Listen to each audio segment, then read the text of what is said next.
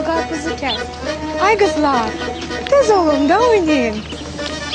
Ne kadar olalım, nerede oynamak? Sağ ol. Sıra. Alo. Alo. Ay kimdir danışan? Ay uşaq sakit olun bir dakika. Bir dakika sakit olun. Oğlandı. Yok. Ali. Oğlan. Kızı. Tebrik ederim seni ay kardeş, kızımız olur.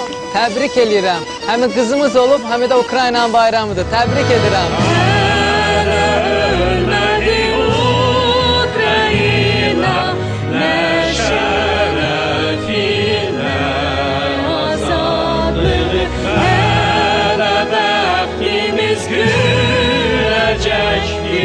Genç kardeşler yüzümüze güneş ışığına şertleşme olacak düşmeniz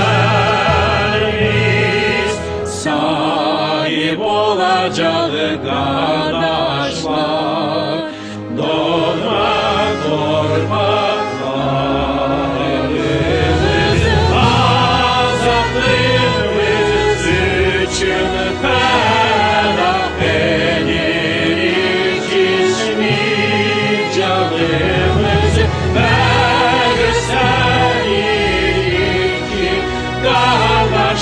Kozak soyunda biz.